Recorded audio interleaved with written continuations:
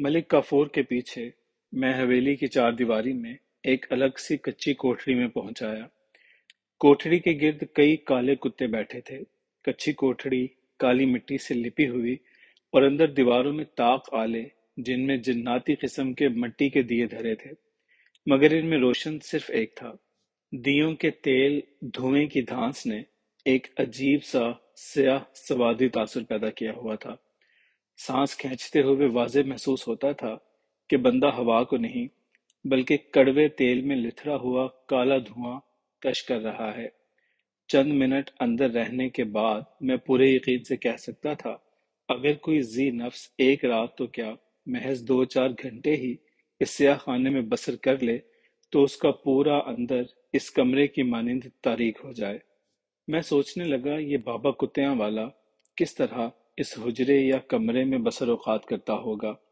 ये dark room जो photography या किसी स्याहरू मुजरिम के लिए अकूबत गाह के तौर पे इसका इस्तेमाल तो समझ में आता है, मगर किसी मेहमान की शब बसरी के लिए किसी तौर मौजू नहीं था। मैं कमरे का जायजा ले रहा था और मलिक काफूर हस्ब हुक्म मेरा जायजा ले रहा था। मैंने उसे अपनी जानिब मतवज्जे पाकर कदरे खज्जल सा होते हुए पूछा, हजरत, ये हुजरा? मेरी बात पे अपनी बात रखते हुए फौरन बोला, ये काजल कोठा आपके आराम के लिए है। आप लेटिए, मैं पोले पोले जिस्म दबा देता हूँ, आपको सुकून महसूस होगा। लेकिन इससे पहले अब कहवा लेंगे जिसे खादिम लेकर पहुंचने ही वाला है। फर्श भी कच्चा, एक जानिब काले रंग का मट्टी का मटका जिस पे उल्टा प्याला पड़ा हुआ था। दीवार की खूंटी पे कासाए गदाई और एक मोटी सी काले कोहो की मदार और चंद मोटे खद्दर, गाढ़े के कपड़े, तहबंद चादरें वगैरह बिना किसी एहतमाम लटके हुए थे। नीचे जमीन पे खजूरी सफ, सरहाने की जगह लिपटी हुई शतरंजी तोशक और शायद ओढ़ने के लिए देहातियों वाला चार खाना खेस। हुजरा और इन अशिया को देखते हुए यही समझ में आया कि ये जगह बाबा कुतिया वाले की जाती आरामगाह है। फिर भी मजीद तसल्ली के लिए मैंने पूछ ही लिया, जनाब, ये काजल कोठा उस मर्द पुरस्कार की शायद आदत थी, या फिर वो महज मेरे साथ ही बीच में बात काट देने वाला रवैया रवा रखे हुए था। खट से बोला, सरकार, ये ओताक बाबा जी की जाती इकामत गाह है। जहां तक मैंने देखा है, ये हुजरा कभी किसी को शब बसरी या आराम की खातिर नहीं दिया गया, और न किसी के लिए बाबा जी ने गाड़ी भेजी। मेरे बारे में जमशेद ने इतला दी थी कि मैं इसके पास पहुंचा हुआ हूँ? नहीं सरकार, जमशेद साहब ने कोई इतला नहीं दी। बाबा जी इसी तरह अपनी जगह पे बैठे हुए थे। अचानक मुझे तलब करके हुक्म दिया, फौरन जमशेद के यहाँ जाओ, वहाँ दादा सरकार रहमतुल्लाह अलैह वाला बाबा मोहम्मद याहिया खान पहुंच रहा है, उसे अपने साथ ले आओ। मैं आनन फानन वहां पहुंचा। जमशेद ने बताया कि बाबा जी का तो इधर आने का कोई प्रोग्राम नहीं और ना ही उनकी तरफ से कोई इत्तला है। मैंने उसे कहा, तुम मुंतजिर रहो, वो आया ही चाहते हैं। बाबा जी ने तो उनके लिए गाड़ी भिजवाई है। मैं चौक में चाय की दुकान के बाहर उनका इंतजार करता हूँ। जमशेद मेरी ना समझ में आने वाली बात पे मुस्कुराते हुए मस्जिद की जानिब चल दिया। अब अल्लाह का करना कि कुछ देर बाद वहां आप पहुंच गए और सीधे मस्जिद की जानिब चल दिए। वहां जमशेद से आपकी मुलाकात हुई। चूंकि आज मेला शुरू हो रहा था, बहुत से अकीदतमंद मेले पहुंचने की तैयारियों में थे। आपके लिए सवारी तो पहले ही भेज दी गई थी, लिहाजा आपसे आपसे भी शिरकत की दरख्वास्त की गई। आपने किसी भी वजह से माजरत कर ली, लेकिन मुझे पक्का यकीन था कि आप आज काजल कोठे के मेहमान होंगे। अब देख लें कि आप काले उताक में फरोकश हैं। मैं उसके तर्ज इस्तदलाल और अपने बारे में ऐसे इंकशाफ सुनकर शशदर रह गया। मैं तो कभी बाबा जी कुतिया वाले से मिला ही नहीं था और ना ही कहीं उनका जिक्र सुना पढ़ा। ताज्जुब कि उन्हें सरे राह मेरे गुजर का क्यों कर पता चला, और ये भी कि मैं इधर नमाज के लिए रुकूंगा। उन्होंने मेरे पहुंचने से पहले ही काली शाह गाड़ी भिजवा दी। स्याह लिबास ड्राइवर, गहरा सांवला, इसकी बातें भी सलोनी। मुझे तो ये मलिक काफूर, इसे पहली नजर देखते ही ये नाम मेरे मुंह पे आ गया था। भी कोई मस्तूरुल हाल दरवेश दिखाई दिया, जिसके मुश्की रंग में काफूरी और कस्तूरी ऊद और अंबर का सत घुला हुआ था, और आंखें तो जैसे किसी नैना कोट के नैन सखी वेद ने काजिल जवाहर, गुबार मुश्तरी और रूह गुलाब स्याह। संगे आहन रुबा के आमेज़े में तहलील करके उतरते चांद की तीरा शबों में उसकी नैन पुतलियां तख्लीक की हों कि इंसान तो इंसान पत्थर को भी ताक लें तो तड़क जाए। एक बूढ़ा सा देहाती मट्टी के प्याला में गहरी गुलाबी सी चाय लेकर अंदर दाखिल हुआ। मलिक काफूर ने प्याला मुझे थमाते हुए कहा, सरकार, आप चाय पीकर थोड़ी देर यहाँ सफ पे आराम फरमा लें। हुजरे के बाहर गुसल खाना और साथ ही मस्जिद है। वैसे यहाँ अंदर मुसल्ला भी मौजूद है। किसी चीज की जरूरत पेश आए तो बाहर दरवाजा पे खादिम बैठा है। अल्लाह हाफिज कहकर वो बाहर निकलने ही वाला था कि मैं बिलक पड़ा, भाई, मुझे किस जुर्म की सजा के तौर पे यहाँ छोड़े जा रहे हो? मेरे साथी बच्चे मेरे बगैर परेशान होंगे। देखो, मैं जरा ऊट पटांग सा बंदा हूँ, बड़ा खुला डुला होकर सोने जागने वाला। मैं किसी नेक बंदे के बिस्तर पे लेटने से हिजाब महसूस करता हूँ। तो मुझे उसी मेहमान खाने में ले चलो जहाँ मेरे बच्चे हैं। सरकार, बाबा कुतिया वाले सरनामा पे जिसका नाम और जो पता लिख देते हैं, खत उसी पते पे पहुंचता है और उसी बंदे को मिलता है। ये सुनाकर वो बाहर निकल गया। अब मैं अजीब कैफियत में चंद तवील लम्हे खड़े का खड़ा इकबाल का मिसरा दिल ही दिल में गुनगुनाता रहा। वो निकले मेरे जुल्मत खानाए दिल के मकीनों में। ये हस्बे हाल था या नहीं, लेकिन इस समय लुत्फ जरूर दे गया। बात ये न थी कि मैं स्याही पसंद न था या मुझे तारीकियों अंधेरों से खौफ आता था। मेरे तो खमीर और जमीर में ही जुल्मतें गुंधी हुई हैं। मैं तो उजालों के जुलू में भी अंधेरे की चादर ओढ़ लेता हूँ कि अंधेरों में दिमाग से खौफ की किंचली उतर जाती है। रोशनी में आंख देखती है और धोखा खाती है, जबकि अंधेरे में अंदर की आंख देखती है और ऐसा आर पार कि शम्मा भर भी शक नहीं रहता। उजालों और चकाचौंधियों की इंतहा अबहम कोर नजरी है और तारीकियों सयाहियों की मुंतहा रोशन बालीदगी और वाज़ेह ताबीदगी से ताबीर होती है। रात जल उठती है जब शिद्दत जुल्मत से नदीम लोग उस वक्फाए मातम को सहर कहते हैं। हम मलामती अवैसी दरवेश हैं, हर ताज़ीर को बरजाने दरवेश लेने वाले। हमारा मसलक इस दरवेश सा है जो घोड़ा चोरी होने पे कब्रिस्तान जाकर बैठ गया था। किसी के इस्तफसार पे उसने घोड़े की चोरी वाली सारी रोदात सुनाई। जवाब मिला, यहाँ बैठने से कुछ हासिल ना होगा। बाजार मंडी में जाकर घोड़े चोर को तलाश करो, थाने चौकी रपट लिखवाओ। दरवेश ने कमाल इस्तगना से जवाब दिया, ये पिट से आपे हमसे नहीं होते। घोड़ा खोया सो खोया, अब अपना ध्यान ज्ञान भी खो दूं। ये जोखम जफा हमें रास नहीं। कहाँ तक भागेगा? आवेगा तो बिलाखिर इधर ही हिसाब किताब हो जावेगा। चमन में रहने वालों से तो मैं सहरा नशी अच्छा। बहार आकर चली जाती है, वीरानी नहीं जाती। वो रोशनी उजाले किस काम के जिनका अंजाम अंधेरे और तारीकियां हों। वो खुशी किस काज की कि जिसका इनाम रंजो महन हो। मत लो ऐसा तो आम जो किसी आरजे का मौजब बने। कम खोर बनिस्बत बसियार खोरों के बहुत कम बीमार पड़ते हैं। ऐसे उजले सफेद लिबास का क्या फायदा जिसे दाहों और लोगों से बचाना पड़े, जो सुबह से शाम तक का साथ भी मुश्किल से दे। सो हम काले शाह काले बड़ी दरवेशी शान से रहते हैं। बड़ी बूढ़ियां नजरे बद के रद के लिए काला धब्बा निशान लगा देती हैं। हम सरापाए स्याह धब्बे और दाग कि हमसे शर शैतान जादू टूना जिन भूत प्रेत परी पनाह मांगते हैं। कदमे दरवेशा रद्दे बला। प्याले में पड़ी चाय पीने वाली नहीं बल्कि सुरकने वाली थी। जिस तरह कुछ आम खाने वाले और कुछ चूपने वाले होते हैं। खाने वाले आम देख भाल कर खाए जाते हैं, जबकि चूपने वाले आम आंखें मीचने से ज्यादा मजा देते हैं। मैं आंखें मीचे हुए चाय सुरक रहा था, क्योंकि जिस चाय नुमा जोशांदे में दार चीनी, छोटी बड़ी इलायची, बादिया खताई, बादियान, पिसे हुए बादाम और गुड़ की शीरीनी स्वाद दे रहे हों और हो भी गर्मा गर्म, तो इसे आसानी से पिया नहीं बल्कि मजबूरी से सुरका ही जा सकता है। प्याला खाली करके धरा तब मुंह तल्ख सी शीरीनी से भरा हुआ था। कच्चे फर्श पे लेटने का लुत्फ ही कुछ और होता है, और दो आतिशा तब होता है जब इस पे कोई खजूरी सफ اور دریائی سرکنڈوں کی بالی سے بٹی اور پانی سے نم چٹائی بچھی ہو۔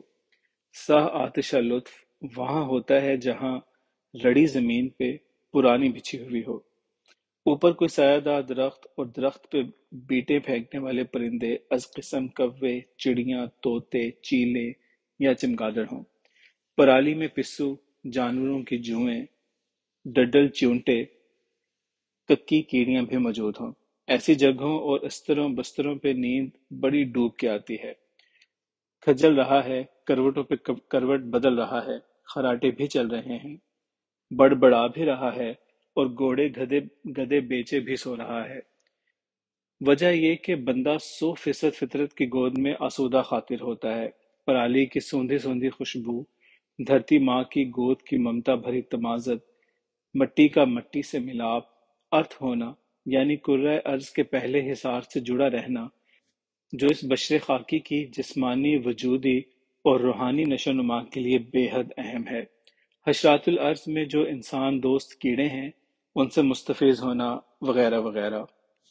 اے تیرا اتار، اے مشت غبار، انسان کا اپنی دھرتی سے تعلق برائے نام سا باقی بچا ہے، جس کے نتیجے میں وہ خود بھی وظیفہ ہائے حیات، صحت، جنس اور انسانی اعلیٰ قدروں کے معاملہ میں ادھورا ہو کے رہ گیا ہے۔ تو وہ خاکی، لیکن خاک مٹی سے ناتا ڈھیلا کر کے وہ stainless steel, plastic, glass fibre کا ایک روبوٹ بن گیا۔ ننگی زمین اور خاک مٹی میں اسے خطرناک بیکٹیریا دکھائی دیتے ہیں۔ وہ زمین کے مضرات سے بچنے کی خاطر موٹی موٹی جرابیں، مضبوط تلوں کے جوتے استعمال کرتا ہے کہ کہیں اس کے پاؤں زمین سے ٹچ نہ ہو جائیں۔ اور تو اور وہ درختوں، جھاڑوں، جنگلوں کو اب صرف ٹیلی ویژن پر دیکھ کر خوش ہو لیتا ہے۔ ان پہ چڑھنا، انہیں پروان چڑھانا، ان پہ جھولا ڈالنا یا محض چھونا بھی پسند نہیں کرتا، مبادا کوئی جراثیم اسے مس کر جائے۔ پرانے سنیاسی، جوگی، صوفی لکڑی کی کھڑاؤں، ستلی کی کفش پا یا پھر چمڑے کے پیزار استعمال کرتے تھے۔ موٹے کھڑے کپڑے کے پاپوش بھی بضرورت کام میں آتی رہیں۔ ان پہ غور کریں تو معلوم ہوتا ہے کہ یہ سب حسب ضرورت تھا، زمین سے دوری مقصد نہ تھی، چونکہ اکثر تاریک دنیا فقیر، درویش، جوگ، سنیاس لینے والے، تپسیا دھاری، یوگی وغیرہ پہاڑوں، دشوار گزار راستوں، خاردار جنگلوں، آتش تپا تھلوں سے وابستہ رہتے ہیں۔ اس لیے انہیں بقدر ضرورت اپنے پیروں کی حالت کے پیش نظر کچھ اہتمام کرنا پڑتا ہے، لیکن یہ اشیاء بھی ایسی جو زمین میں انسانی رابطے کو یکسر ختم نہیں کرتی کہ پاؤں کھلے ہی رہتے ہیں۔ دنیا بھر میں قدرتی اور فطری طریقہ ہائے علاج مروج ہیں، جو زود اثر اور آسانی رسانی سے سمجھ میں آنے والے اور سستے بھی ہیں، مثلا موسیقی، پانی، آتش، شفائی توجہ، تنویم، جڑی بوٹیاں، یوگا، رنگ، غذا، تحلیل نفسی، ورزش، خوشبو، دھاتیں، روشنی، ہوا، گرمی، سردی، آفتابی مہتابی شعاعیں، لمسی لہریں، سانپ، بچھو، بھیڑ، مچھر، شہد کی مکھی، جوک، ڈیمو، گدھی، اونٹنی، عورت، گائے، بھینس، بکری اور کتی کا دودھ، بھینسیں، مار خور، چوہے اور چمگادڑ کی مختلف چیزیں وغیرہ۔ ان کے علاوہ ہزاروں لاکھوں اور بھی قدرتی فطرتی نعمتیں ہیں جن میں انسانی عوارض کے لیے شفا ہے۔ پرانے حکیم اور کیمیا دان ایسی حکمتوں سے واقف تھے۔ آج اگر کوئی ہے تو وہ نام نہاد، ادھورا یا جذبہ خدمت خلق سے عاری۔ معلوم ہونا چاہیے کہ مذکورہ بالا مخلوقات و عناصر کا تعلق بالخصوص کرۃ التراتب یعنی ارض سے ہے، جبکہ دیگر کرۃ الہوا، کرۃ النار اور کرۃ الماء سے وابستہ بالعموم ہے۔ آدم کی تخلیق میں تراب یعنی مٹی کا عنصر پانی، ہوا اور کچھ دیگر لوازمات سے زیادہ رہا ہے۔ اس کو اتارا بھی اسی مٹی پہ۔ اس کی بیشتر معیشت، کاروبار حیات، ذرائع و وسائل، جینا مرنا اسی مٹی اور زمین کی مرہون میں ٹھہرائے گئے۔ اس کی گل اسی مٹی سے تیار ہوئی، اس کی فطرت و فہامت اسی مٹی کی تاثیر اور مزاج کے مطابق ڈھالی گئی، مگر جب اس مٹی سے بیگانگی روا رکھ کر یہ مٹی کا پتلا ملٹی سٹوری فلیٹوں میں جا بسا تو نتیجہ یہ نکلا کہ ایسی ایسی نہ سمجھ میں آنے والی بیماریاں، دماغی عارضے، نفسیاتی الجھنیں اور روحانی رکاوٹیں پیدا ہو گئیں کہ جن کا شافی علاج لمحہ موجود تک میڈیکل سائنس کے پاس بھی موجود نہیں۔ یہ سارا شاخسانہ زمین مٹی سے ناتا توڑنے کا ہے۔ مٹی کے قریب رہنا، محسوس کرنا، اس پہ چلنا پھرنا، دیکھنا، سونگھنا، اس پہ ٹہلنا، لیٹنا، سونا، اس کی کاشت، نہلائی، گڈائی، سنچائی وغیرہ بذات خود ہزار بیماریوں کا علاج ہے۔ زمین بنیادی طور پر تو کرۃ الارض کہلاتی ہے، صرف اپنی جغرافیائی، علاقائی، خطائی، تخطاطی، طبقاتی وجوہ یا خصوصیات و مضرات کی بنا پہ کہیں بارانی یا چاہی ہے تو کہیں شور و تھور، کہیں ریتلی اور کہیں چکنی، پتھریلی، دلدلی، نمدار اور کہیں سوختہ، نمکیات، چونا، پوٹاش اور کہیں معدنی اثرات لیے ہوئے، میٹھے کھارے پانی کی حامل یا تیل گیس اپنی کوکھ میں چھپائے ہوئے، نرم ہے تو کہیں گرم، بے بار و برگ کہیں رشک سمن و سمر، ساد اور نجس بھی ہوتی ہے، بہشت کا گلزار بھی اور دوزخ کا مرد بحر مردار بھی، مہرباں اور بے مہر بھی۔ جس خطۂ زمین کی کوکھ میں جو ہوگا اس کا پرتو اس کے مکھڑے پہ گنڈا ہوگا، اس کی دمک مہک اسی مٹی میں رچی بسی ہوگی اور اس کی اثرات ارد گرد کی ہر چیز پہ ہویدہ ہوں گے۔ زمین مٹی پکڑتی بھی ہے، کھینچتی، لپکتی، جکڑتی اور بھینچتی بھی ہے۔ لفظ ماں کی ہمہ گیری کو کما حقہ طور پہ جاننے سمجھنے کے لیے صرف اور صرف دھرتی ماں ہے۔ انسان ماں کے حوالے سے اس رشتہ کو جزوی طور پہ سمجھ سکتا ہے، کلی طور پہ نہیں۔ ذرا اس مثال سے اندازہ ہو کہ ہماری گوشت پوست سے بنی ہوئی ماں ممتا، محبت اور اثار کا ایک ایسا مینارہ ہوتی ہے جو اپنی دھیمی دھیمی مہربان روشنی سے اندھیرے میں بھٹکے ہوئوں کو راستہ دکھاتا ہے۔ اب غور کریں کہ ایسے کئی کروڑ مینارے یہ دھرتی ماں اپنے سینے پہ اٹھائے رکھتی ہے، اور کبھی کسی سے 9 مہینے پیٹ میں رکھنے، اپنے دودھ کی 32 دھاروں اور گیلی جگہ خود لیٹنے، سوکھی جگہ بچے کو لٹانے کا احسان نہیں دھرتی۔ دنیا کی کوئی ماں مرنے کے بعد اپنے بچے کو جھولی میں نہیں لیتی، بلکہ اپنی جگت ماں دھرتی کی گہری گود میں ڈال دیتی ہے۔ دھرتی بڑی حیا والی ہے کہ ہر ایک کو پردہ دے دے، کروٹ، کھل، بدبو، کراہت اور عیبوں کو ڈھانپ لے، مہان، مہربان اور دھنوان ایسی کہ اس میں ایک دبا دو تو وہ 70 گنا زیادہ برکت ڈال کر واپس لوٹا دے۔ پیاسوں کے لیے ٹھنڈے میٹھے چشمے، ناتوانوں کے لیے اسمار لطیف، خالی شکموں کے لیے رزق ثقیل، زر و جواہر کے انبار، معدنیات و جمادات کے تومار، نباتات کے خزانے، غرض یہ کہ ہزار رخ سے دینے کے بہانے۔ یہ دھرتی ماں ہی ہے جس کی مٹی، پتھر، چونے، ریگ دھاتوں سے آپ کے لیے حرم، احرام، معبد، مندر، اسٹوپے، مسجد، گرجے، گردوارے، تاج محل، ایفل ٹاور، روم، ایتھنز اور باب النینوا کے عجائبات، عمارتیں، اصنام، محلات، قلعے معرض وجود میں آئے۔ دھرتی کی بات بڑھتے بڑھتے آگے کھسک گئی۔ اصل میں زمین اور مٹی کی تاثیر، تشرفات، حرکیت، نمائش و اخفاء کے بارے میں کچھ بات کرنا چاہتا تھا۔ علاوہ ازیں زمین اور اس کی مٹی کے حوالے سے دانش ارضی اور حکمت روحانی کا جو تصور ابھر کر سامنے آتا ہے، اس پہ چنداں نقد و نظر مقصور تھا۔ چلیے سمجھنے کے لیے ہم ایک مثال کا سہارا لیتے ہیں۔ کائنات کے گلشن میں جہاں بڑے بڑے خوبصورت، خوش رنگ اور خوشبو والے ان گنت گل محمدی، گل عباسی، گل داؤدی، گل جعفری، گل مریم، ارجنی گندھا، رتن جوت، لاجونتی، ایلوا، مروا، سوسن و نسرین، گلاب و گیندا ہوتے ہیں، وہیں کہیں گل شبنم کے ننھے سے پھول کے مانند کہیں کرۂ ارض بھی ہے۔